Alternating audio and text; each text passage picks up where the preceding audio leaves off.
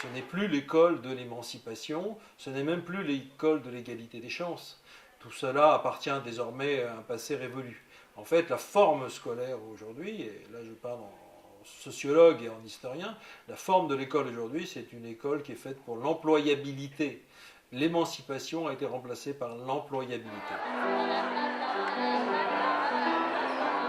C'est un choix idéologique et politique derrière lequel il y a des choix économiques. Aujourd'hui, sur le marché du travail, on ne réclame plus des travailleurs qui sachent beaucoup, mais des travailleurs qui soient capables de s'adapter au changement constant des qualifications ou des besoins en savoir et en qualification au fil de leur carrière. Et c'est cette recherche d'adaptabilité à laquelle on tente de répondre en donnant plus d'importance aux compétences au détriment des savoirs. La philosophie nous libère de tout, donc elle nous libère de la peur, elle nous libère de l'ignorance, elle nous libère de l'ennui. L'aspect libérateur, c'est le fait qu'on leur apprenne à parler de façon à être compris par tout le monde et que ce qu'ils disent et les arguments qu'ils avancent, ce soient des arguments universels, c'est-à-dire non pas les arguments de tout le monde, mais des arguments qui sont intelligibles par tout le monde. Il me semble que le défi auquel l'éducation physique et sportive est confrontée, c'est d'articuler les apprentissages par corps avec les apprentissages par l'étude plus scolaire au sens strict, pour combiner les deux et ne pas abandonner la pratique en se tournant que vers de l'intellectuel, mais pas non plus en se limitant à de la pratique telle que les jeunes la connaissent en bas de la cité, taper dans le ballon, etc. Parce que sinon, qu'est-ce qu'ils apprennent de différent de ce qu'ils connaissent déjà ?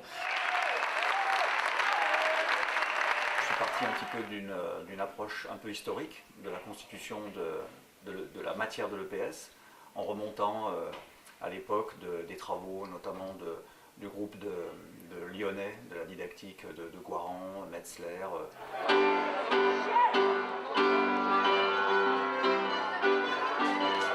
La façon de mettre en forme le volet 3 des programmes, sous la forme qui a été proposée par le CSP, puis sous la forme qui est retenue par le SNEP sous forme systémique autour des domaines de formation.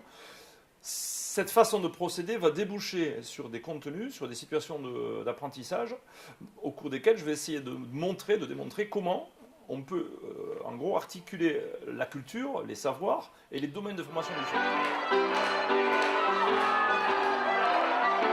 Il y a deux éléments clés au niveau du cirque.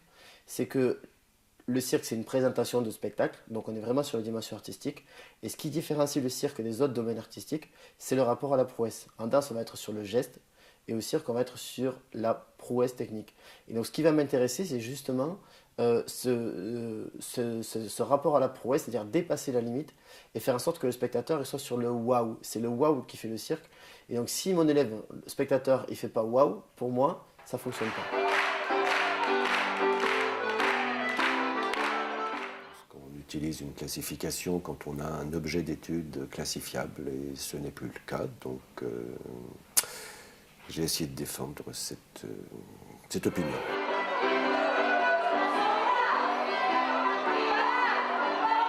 Alors il y a une classification qui apparaît dans les programmes, les champs d'apprentissage, et je considère que c'est une survivance d'une vieille habitude de l'éducation physique et qu'elle ne sert absolument à rien et qu'elle impose une contrainte au fonctionnement de l'éducation physique qui n'avait pas lieu d'être.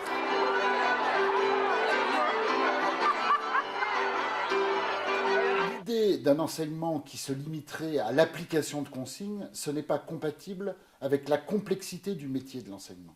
L'acte d'enseignement demande absolument un travail de réflexion, de conception, qui ne peut pas se limiter au seul fait d'appliquer des méthodes qu'on aurait à un moment donné repérées comme des bonnes méthodes.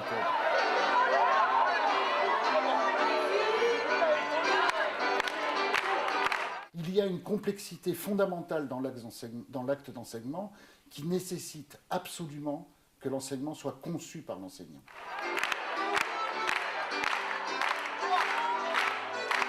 Si les programmes ne prescrivent pas, s'ils sont des simples artefacts culturels, la question qu'on peut se poser, c'est à quelles conditions ces artefacts culturels peuvent devenir des instruments de l'activité des enseignants.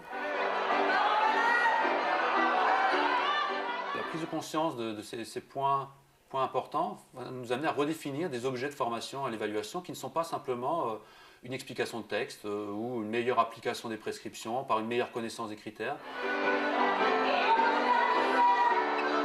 Et par une discussion autour des dilemmes, des tensions, des controverses qui se jouent réellement entre les enseignants et qu'on ait bien conscience de tous ces phénomènes qui se jouent à l'intérieur des doublettes et des équipes pédagogiques.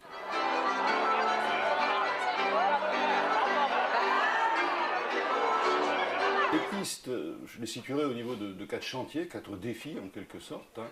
Le premier défi, c'est celui, je dirais, de produire de l'égalité. Je le pose dans ces termes, dans la mesure où les problématiques de réduction des inégalités ne sont pas, à mon avis, entièrement satisfaisantes. Le deuxième point, c'est la production, pour le coup, d'une nouvelle culture commune. Ce que je veux dire par là, c'est qu'il faut reprendre la problématique de la culture commune et comment peut-elle s'articuler avec des savoirs émancipateurs.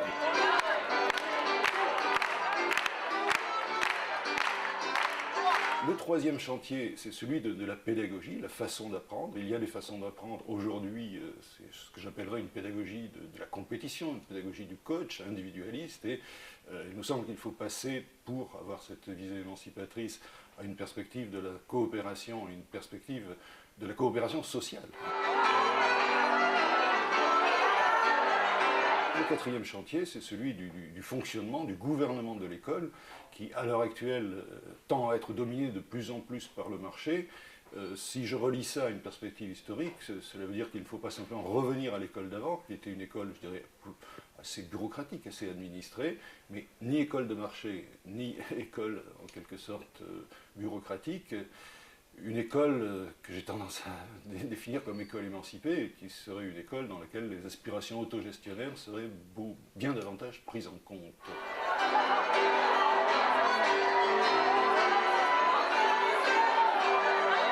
Absolument essentiel pour les enseignants d'éducation physique de savoir ce qu'ils enseignent, en particulier quand ils enseignent du sport ou quand ils enseignent de l'art. Les enseignants d'EPS ont tendance à mélanger les deux et proposer des pratiques hybrides.